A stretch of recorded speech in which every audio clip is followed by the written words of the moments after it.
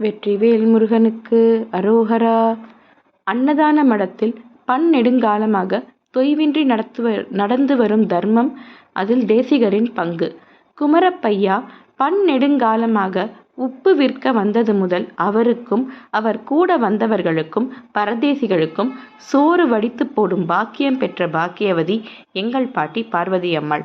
ஐயாவுக்கும் அவருடன் கூட வியாபாரம் செய்ய வந்தவர்களுக்கும் சுவாமி தரிசனம் செய்து வைத்தது எங்கள் தாத்தா தெய்வநாயக பண்டாரத்தையா. மலையில் சுவாமி தரிசனம் செய்து வந்த பண்டாரத்தையாவை சாப்பிடச் சொல்லி குமரப்பையாவும் மரவந்தேவனும் காராளன் சுப்பிரமணிய வேளாளனும் பரதேசிகளுமாக சாப்பிட்டு பண்டாரத்திற்கு ஒரு பணமும் கொடுத்து மறுபடி வருவோம், உப்பு விற்க வருவோம், இனி வந்தால் தங்கள் வீட்டிற்கு தான் வருவோம் என்று சொல்லி தங்கள் ஊருக்கு போனார்கள்.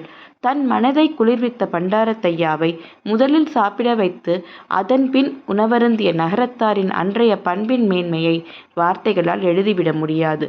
இப்படி மாதம் உப்பு விற்க வந்து கிடைத்த லாபத்தில் பழனி ஆண்டவனுக்கு எடுத்து வைத்த மகமை ரூபாய் 72 ஆனது. குமரப்பையா சுவாமி பேருக்கு அந்த மகமையில் உப்பு வாங்கி வருவதாக சொல்லி விடை பெற்று சென்றார். அடுத்த மாதம் உப்பு வாங்கி வருகையில் இந்த முறை 20 நாளாய் மழை பிடித்து பெய்ந்தபடியால் உப்பு ரொம்பவும் பிரியமாய் இருக்கிறது என்று பண்டாரம் சொல்ல, உப்பு விற்கும்போது முதல் ஒரு பங்கும் லாபம் 2 பங்கும் உண்டாயிற்று பண்டாரம் என்று குமரப்பையா சொல்ல, பண்டாரம் இந்த முறை சுவாமிக்கு உப்பு வாங்கி வந்தபடியால் இந்த லாபம் கிடைத்தது என்று குறிப்பிட்டார். இப்படியே 3 ஆண்டு காலம் கடந்தது. 4ஆம் ஆண்டில் குமரப்பையா தன் மனைவி சிட்டாலாட்சி மற்றும் 4 நகரத்தார்களுடன் அன்னதான மடத்திற்கு வந்து இறங்கினார்.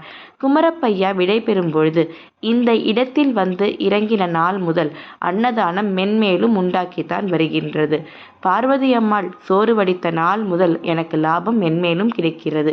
இதுவரை சுவாமிக்கு மகமை வந்தது ரூபாய், இந்த ரூபாய் 85 இருக்கிறது.